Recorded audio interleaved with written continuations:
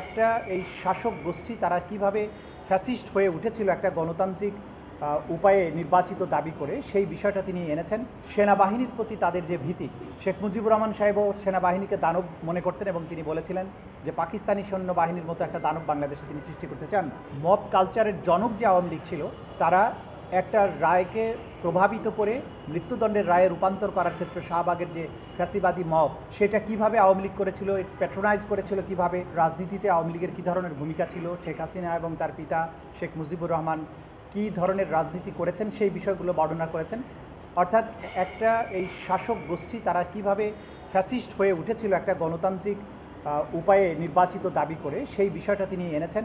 কিভাবে বাকশাল কায়েম করা হয়েছিল, গণতন্ত্র হত্যা করা হয়েছিল, নির্বাচিত সরকারের নামে ক্ষমতায় এসে একদলীয় শাসনে ফিরে যাওয়া একটা গণতান্ত্রিক দলের ক্ষেত্রে, সেগুলো তিনি বলেছেন। সেই সময়ে রক্ষী বাহিনী গঠন করে কিভাবে একই কায়দায় সেই সময় মানুষকে অপহরণ করা, গোপন কারাগারে আটক, ক্রস ফায়ারে হত্যা করার যে ট্র্যাডিশন ছিল সেটার কথা তিনি বলেছেন।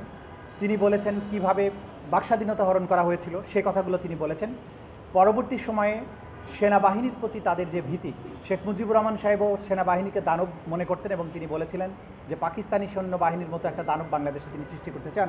একইভাবে শেখ হাসিনা সরকারও যে সেনাবাহিনীকে কোনো সময় ভালো চোখে দেখেন না, সেই বিষয়গুলো তিনি ঐতিহাসিক দৃষ্টান্তগুলো টেনে এনেছেন। পার্বত্য চট্টগ্রামে সেনাবাহিনীর যে ভূমিকা ছিল সেটার বিরুদ্ধে ভারতকে খেপিয়ে তোলা এবং ভারতের মাধ্যমে সেনাবাহিনীর বিরুদ্ধে কথা বলা, এই কাজগুলো তিনি করেছেন বিভিন্ন সময়।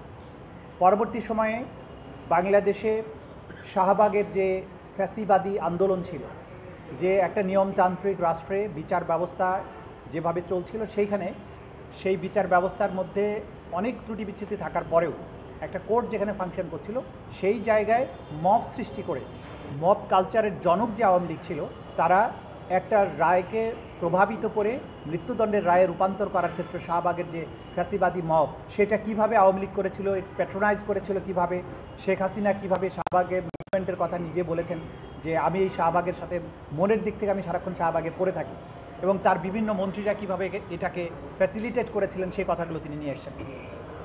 তিনি আরও বলেছেন যে কিভাবে বিচার বিভাগকে তার ইচ্ছা পূরণের হাতিয়ার হিসাবে ব্যবহার করা হয়েছিল, কিভাবে দলীয় বিচারকদেরকে পদোন্নতি দেওয়া হয়েছে, মামলার রায় নিজের পক্ষে নিয়ে এসে পরবর্তী সেই সব বিচারককে পদোন্নতি দেওয়া, প্রধান বিচারপতি বানানো, এই কাজগুলো আওয়ামী লীগ সরকার করেছে।